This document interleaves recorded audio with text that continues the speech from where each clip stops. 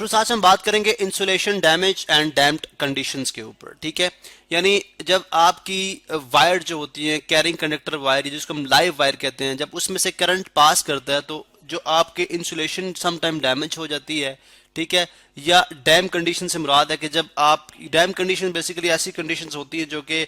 Wait और Dryas के intermediate जो स्टेजेस होती है, यानी दरमियान वाली, जिसमें आप जो है किसी बॉडी के ऊपर जो है वाटर वेपर्स हैं कुछ, या वो थोड़ी सी गीली हुई हुई है, या आपका बॉडी आप जो है वो थोड़े से वेट हुए हुए हैं, या आपका जो सॉकेट है वो थोड़ा सा गीला हुआ हुआ है उसके ऊपर, तो उस कंडीशंस के ऊपर जो हैजर्ड्स हो सकते हैं, जो नुकसानात बिजली हमें पहुंचा सकती है, वो क्या क्या हो सकते हैं, इसमें हम बात करेंगे। देखिए, हमने देखा जी कि बिजली चूंकि हमारी जिंदगी में अब बहुत सारी आसाइशें लेके आती है, यानी बिजली के थ्रू बहुत सारे हम जो है वो पंखे चलाते हैं, बिजली के थ्रू हम हीटर जो है वो रन करते हैं, ठीक है।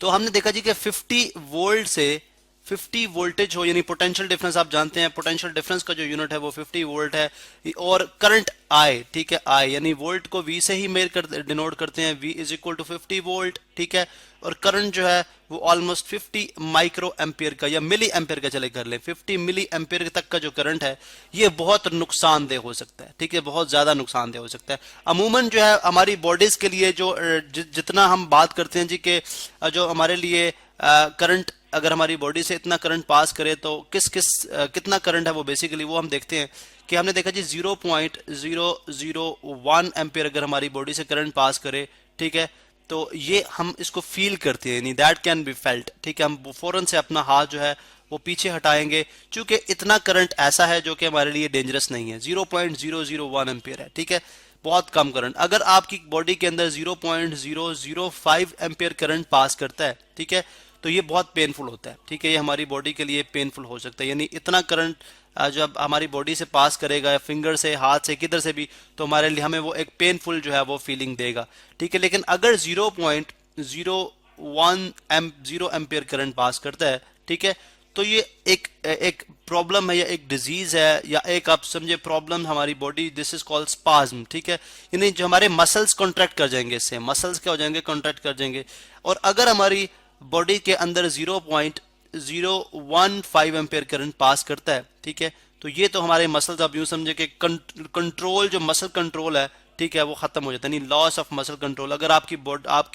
बॉडी से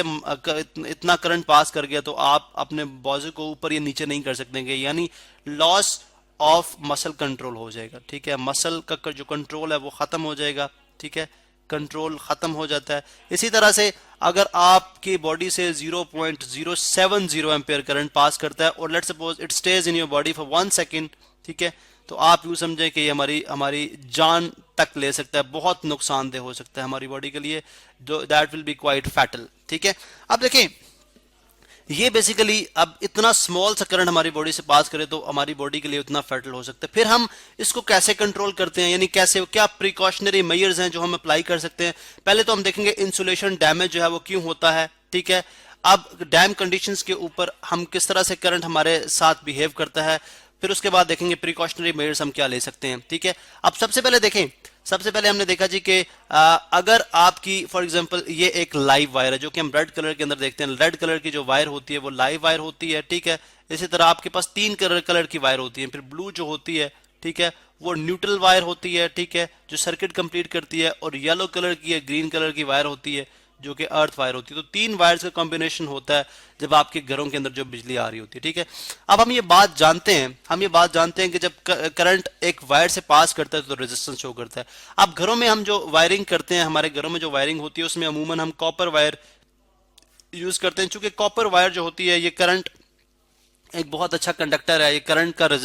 को कम रेजिस्ट करता है, यानी करंट का लॉस कम होता है इसमें से, ठीक है। अब जब कॉपर वायर में से करंट पास करता है तो कॉपर वायर की एक स्पेसिफिक कंडक्टिविटी है, यानी स्पेसिफिक कंडक्टिविटी यानी एक खास हद तक करंट को ये पास होने दे सकता है। यानी अगर उससे ज्यादा करंट इसमें से पास होगी तो ये क्या करेगा, ये बहुत ज्यादा हीट अप हो जाएगा, ठीक है, क्योंकि इसकी साइडों पे अगर आप देखें तो इंसुलेशन है, इसकी साइडों पे हमने क्या की हुई है, इंसुलेशन, ये तीनों वायर्स की साइडों पे इंसुलेशन होती है। चलो इंसुलेशन को मैं ग्रीन कलर के अंदर शो कर देता हूं, तीनों जो आपकी वायर्स हैं, ठीक है, क्योंकि जो रेड कलर की वायर है ये रेड कलर के ऊपर इंसुलेशन ही है, चले बल्कि हम ये रेड कलर को हम एज इंसुलेशन ही ले रहे हैं, ये हमारे पास इंसुलेशन ही रेड कलर की होती है। अब देखें ये कंडक्टर है, जब एक लेट सपोज ये कॉपर वायर है जो कि मैं यहाँ पे वाइट कलर के अंदर शो कर रहा हूँ, यहाँ पे ये इसके अंदर कॉपर वायर है। अब अगर इसमें से एक खास अमाउंट से ज्यादा करंट यानी इसकी कंडक्टिविटी से ज्यादा करंट पास करेगा तो बहुत ज्यादा ये हीट अप हो जाएगी। जब बहुत ज्यादा हीट अप होगी तो जो ऊपर की इसकी इंसुलेशन है वो पिघलना शुरू हो जाएगी, क्या करना शुरू कर देगी, मेल्ट करना शुरू कर देगी।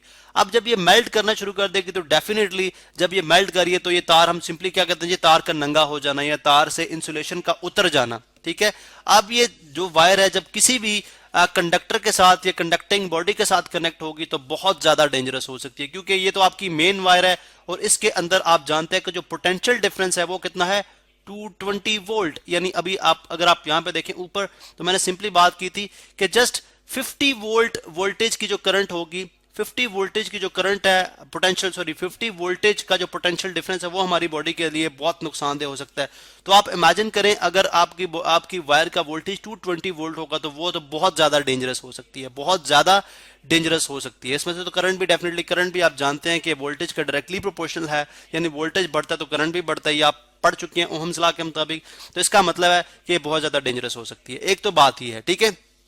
अब और दूसरी बात यह कि चूंकि आप जानते हैं कि इस अप्लायंसेस के तहत यानी जो आपकी लाइव वायर होती है इसके साथ जो हम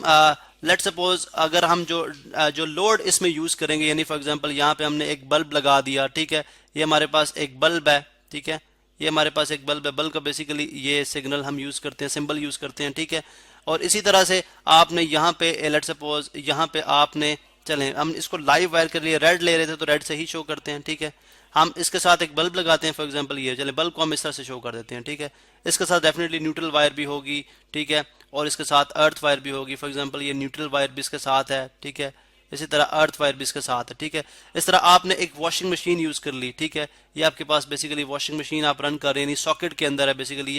ये वॉशिंग मशीन है, इसके साथ भी डेफिनेटली अर्थ वायर है एंड प्लस आपकी न्यूट्रल वायर है और प्लस आपकी जो है वो लाइव वायर भी है। अब देखिए ये लाइव वायर जो है ये जब आपने इस बल्ब के साथ कनेक्ट की है तो हम जानते हैं कि जब पैरेलल के अंदर, ये पैरेलल में नहीं, यहाँ पे करंट के पास चॉइस आ गई, करंट जब यहाँ पे है तो करंट इसमें से भी पास कर सकती है, करंट इसमें से भी पास कर सकती है। एक और लेट सपोज आपने यहाँ पे एक पंखा भी कनेक्ट कर दिया है पैरेलल के अंदर, ठीक है। पैरेलल में जब भी आप कुछ चीज कनेक्ट करते हैं तो बेसिकली उसका मतलब ये होता है कि आपके पास यानी करंट के पास चॉइस है, यानी वो इसमें से भी पास कर सकती है करंट, इसमें से भी पास कर सकती है करंट, इसमें से भी पास कर सकती है। एज्यूम करें कि इसके साथ डेफिनेटली न्यूट्रल वायर भी आपने कनेक्ट कर रखी है, ठीक है, न्यूट्रल वायर भी है और इसी तरह इसके साथ जो है वो अर्थ वायर भी आपने कर रखी है कनेक्ट, ठीक है। आप देखें हम देखते हैं जी कि जब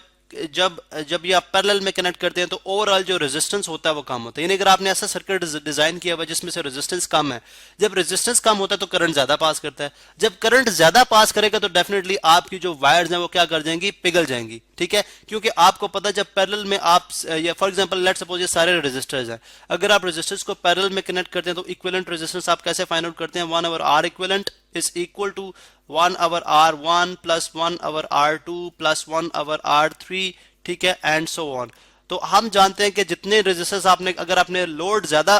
कनेक्ट करते जाएंगे, मीन ज्यादा डिवाइसेस या अप्लायंसेस यूज करेंगे तो डेफिनेटली आपका रेजिस्टेंस क्या हो जाएगा, इस सर्किट का कम होता जाएगा। जब रेजिस्टेंस कम होगा तो करंट ज्यादा पास करेगी, क्योंकि V is equal to I R के मुताबिक जो आपने ओहम्स लॉ से रिलेशन ड्राइव किया था, आई आ जाएगा V over R के तहत, ठीक है, V over R यानी R यहाँ पे मल्टीप्लाई हो रहा है, इधर आके डिवाइड हो जाएगा। रेजिस्टेंस बढ़ेगा, रेजिस्टेंस कम होगा तो करंट ज्यादा होगा, जब करंट ज्यादा होगा तो डेफिनेटली इस वायर की जो कंडक्टिविटी है उससे ज्यादा करंट जब पास करेगा तो ये क्या करेगी, मेल्ट करेगी और पिघल जाएगी, जो कि बहुत ज्यादा नुकसानदेह है, ठीक है। और अगर ये लाइव वायर जो आपकी डायरेक्ट कॉन्टेक्ट में आ जाए आपकी न्यूट्रल वायर के साथ, यानी L लाइव को L से डिनोट करते हैं, न्यूट्रल को N से और अर्थ को E से, अगर आपकी इंसुलेशन ब्रेक होगी और न्यूट्रल वायर की भी इंसुलेशन ब्रेक कर दी, चूंकि इसके साथ ही एक ही वायर के अंदर ये बहुत मोटी सी तार होती है जिसमें तीनों जो है वो इंसुलेशन की ये तार्स होती हैं, ठीक है,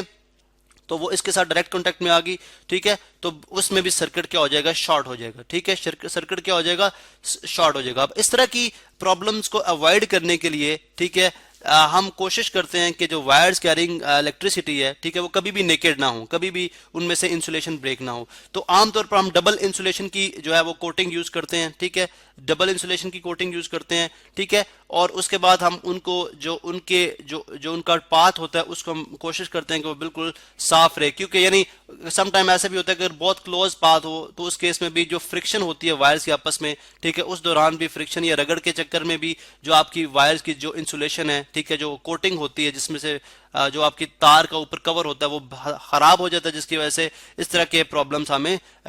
देखने को मिलते हैं, ठीक है। तो इसलिए एडवाइजेबल ये है कि आप जो है डबल इंसुलेशन वाली जो केबल है वो यूज करें, ठीक है। उसके बाद जो दूसरी प्रॉब्लम देखने में आई है that is called damp oscillation. Damp oscillation में ये होता है कि हमारी जो ड्राई स्किन है, ड्राई ह्यूमन स्किन जो है, यानी इंसान जब बिल्कुल ड्राई होता है तो उस वक्त उसकी बॉडी की जो रेजिस्टेंस होती है, ठीक है, ड्राई ह्यूमन स्किन, ठीक है, उसकी जो रेजिस्टिविटी होती है, ये जो रेजिस्टेंस होती है वो 1000 ओहम से ज्यादा होती है। 1000 ओहम से बहुत ज्यादा रेजिस्टेंस है। लेकिन आप जानते हैं कि जब वेट एनवायरनमेंट होता है, यानी जब वेट एनवायरनमेंट हो, बारिश हो जाए, ठीक है, या आप नहा के किसी जो है वो जब आपकी बॉडी वेट होती है, एनवायरनमेंट, ठीक है, एनवायरनमेंट, ठीक है, जी स्पेलिंग हम चेक कर रहे हैं जी, एनवायरनमेंट। अब जब आपकी बॉडी वेट होगी उस टाइम आपकी जो रेजिस्टेंस है वो बहुत ज्यादा रिड्यूस हो जाती है, ठीक है, बहुत हद तक जो है वो रिड्यूस हो जाती है, यानी 100,000 से बहुत कम हो जाती है। जब रेजिस्टेंस कम होगी तो डेफिनेटली करंट का उसमें से फ्लो करने के बहुत ज्यादा चांसेस हैं, ठीक है। इसलिए आप कोशिश ये करें कि जब भी आप इलेक्ट्रिकल डिवाइसेस को यूज करते हैं, इलेक्ट्रिकल अप्लायंसेस को यूज करते हैं, तो आप प्रेफरेबली ये है कि आपके सॉकेट्स, ठीक है, यानी सॉकेट जिसके अंदर आप जो है वो लेट सपोज वो आप जो है वो स्विच वगैरह या मीन जो प्लग वगैरह लगाते हैं, ठीक है, प्लग किसी पंखे का, किसी एयर कंडीशनर का प्लग आप इसके अंदर सॉकेट के अंदर लगा रहे हैं या रेफ्रिजरेटर का प्लग लगा रहे हैं, तो कोशिश करें प्लग भी बिल्कुल जो है ड्राई हो, आपका सॉकेट भी बिल्कुल ड्राई हो, ठीक है, और इसी तरह वायर जो है वो भी ड्राई होनी चाहिए, क्योंकि मैंने जैसे पहले बात की कि अगर वो ड्राई नहीं है तो आपकी बॉडी के अंदर करंट ट्रेवल करने के बहुत ज्यादा चांसेस है। और यहां पे हमने स्टार्ट में आपको बता दिया कि किस हद तक करंट अगर आपकी बॉडी से पास करे तो डेंजरस हो सकती है। वो सिर्फ 0.07 एम्पेयर अगर 1 सेकंड के लिए आपकी बॉडी से पास करती है तो बहुत ज्यादा वो डेंजरस हो सकती है, और इवन कि वो आपके हार्ट से भी पास करेगी और हार्ट फेल्योर होने की केस में आपकी डेथ भी हो सकती है। तो इसलिए insulation damage and damp oscillation जिसका हमने अभी जिक्र किया, इससे हमें कोशिश ये करनी चाहिए कि हम अवॉइड करें, ठीक है, ना अपने बॉडी को वेट होने दें और ना इंसुलेशन को ब्रेक होने दें।